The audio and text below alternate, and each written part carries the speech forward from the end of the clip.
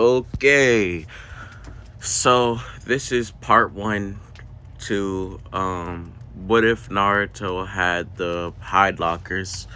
By the time that this goes out, all the other parts should be done, but you know, don't mind me if it's a little bit shaky because it's my first D&D in a while. I mean, not D&D. What if? I'm even messing up the name. It's my first what if in a while, but yeah, you know. So Naruto growing up is basically the same, not really anybody liking him, all of that. But something really weird happens when he's walking through the woods one night. One night he's just kind of, thinking to himself, why all these people hate him? Why everybody always hating on him and stuff? Because he's kind of confused, he don't know why. Other than the pranks, and the pranks ain't even bad enough to hate someone over. At least in his opinion, as much as they do. Especially the adults. As, he's kind of walking, he kind of falls through the floor about 8, 9 feet down, hits the ground. And, he's kind of getting up, moving around his arm because, he kind of let it straight on his left arm. He kind of, turning it frontwards and backwards, trying to make sure nothing's messed up. And whilst trying to do that, he notices something inside the distance. He notices this right here. Now, this is weird because he didn't expect anything like this to be out of the village.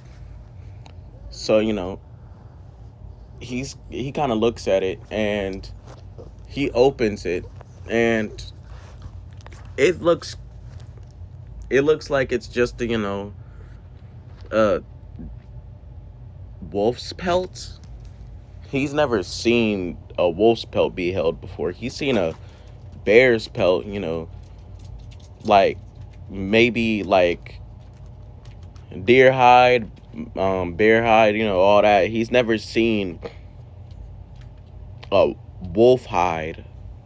It's weird because he's never seen anybody collect something like that before.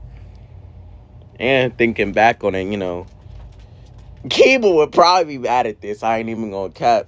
So he kind of just closes it back up, assuming it's something that someone holds, important to them. So he turns back, and he's trying to, find a way out of here.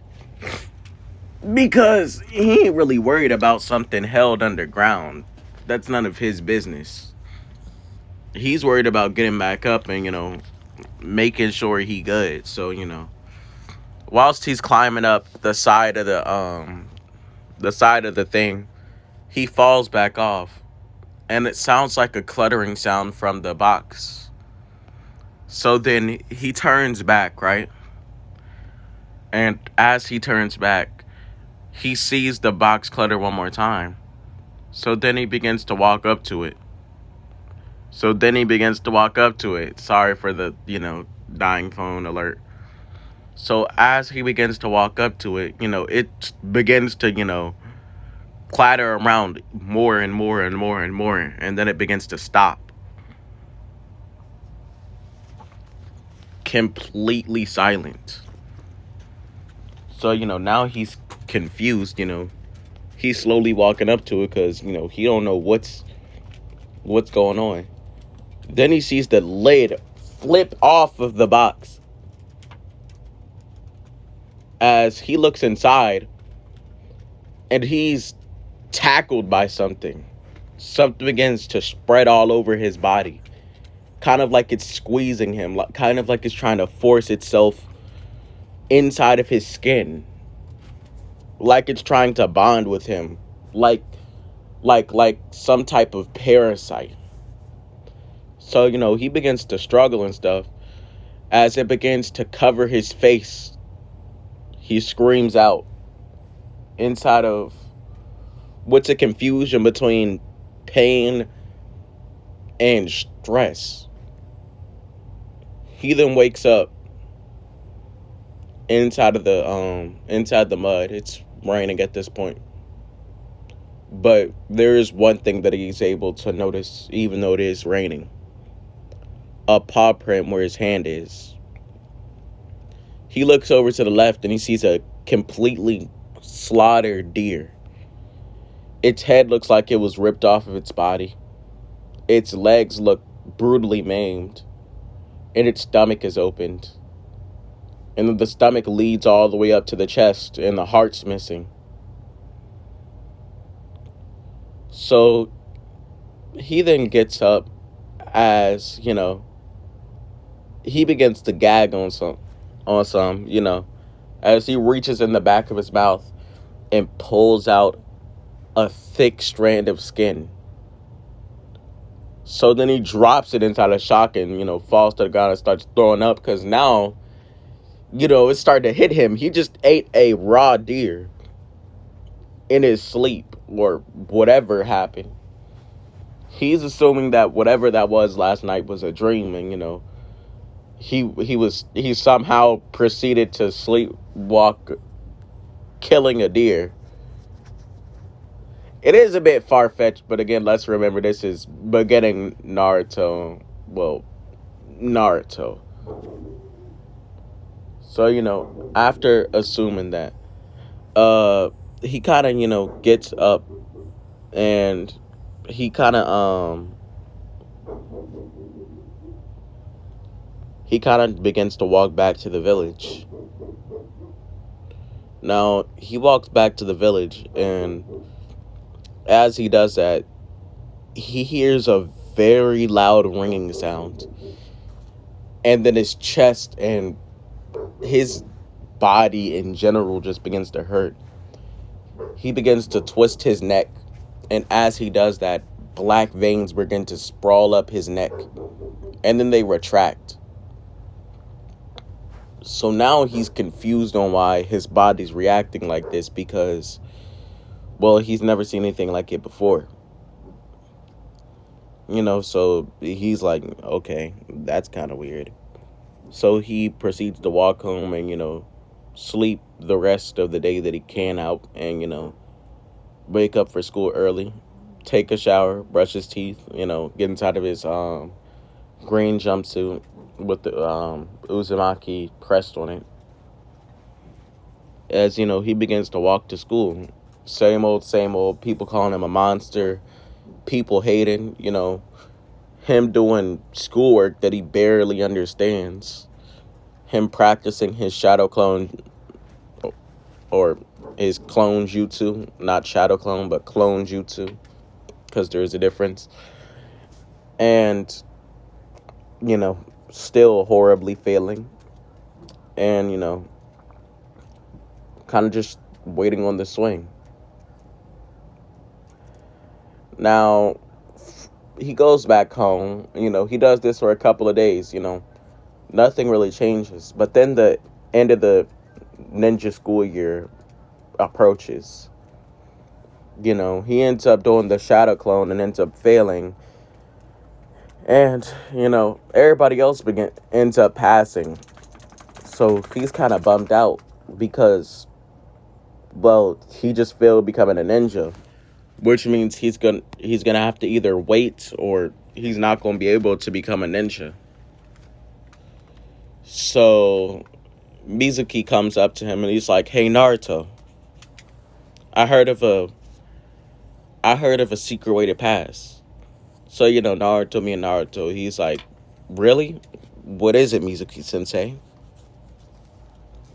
So then Mizuki then proceeds to say that he needs to, take the scroll of sealing and, read a specific jutsu inside of there. And there hides, the shadow clone jutsu, which is, as he says, easier than the clone jutsu to learn. And, it also has directions. And if you do it this way, you'll end up passing the test. So, Naruto ends up believing him and runs off into the forest to go and learn the techniques. Whilst we see Mizuki sitting inside the background, smiling evilly. So time skip about 2-3 hours in the day. The sun's coming down, and Aruka then, sees Naruto as he's like, I finally found you. And then Naruto's just kind of laughing. He's like, I'm surprised it took you that long, Aruka sensei. And Aruka's like confused. He's like, Naruto, do you think this is a joke? You just stole the scroll of sealing. Do you realize how illegal that is? And, Naruto kind of like, what are he talking about? So he looked to the left. He looked to the right. He's like, who are you talking? Let me stop. But seriously though, he's like, what do you mean? Mizuki Sensei told me that, this was a secret way to, pass the test. And he's like, Mizuki. And, he pushes Naruto out the way. As far as Naruto sees, he don't know what's going on. As a shuriken then proceeds to launch itself into Aruka's back. So Naruto's looking confused. And he hears a bunch of talking from Aruka and Mizuki. But for some reason, he can't hear it. The only thing that he can hear is a high-pitched ringing. A very high-pitched ringing at that. As he hears this high-pitched ringing, Aruka is looking at Naruto. And he's noticing that it looks like he's in shock, but then something weird happens. Black veins then begin to rise from his neck. His back then proceeds to show his spine, pushing outside of his skin. Or at least looking like it's about to push outside of his skin. His nails then begin to break and then push other nails outside of them. Sharper, more jagged nails. Kind of like those of a monster. As Mizuki is still giving his rant about, power and, people always, thinking he's weak and, him feeling like he needs to be more powerful. Naruto then blacks out. And all we hear is a beastly howl. That's where I'm going to end it. Hope you guys enjoyed this part. I tried, it's been a while, I don't know if I still got it. I'm still trying to get back into how it was when I used to do it. So, I just hope you guys know that I tried, to say the least. And with that said, have a good day, and I'll see you all when I see you.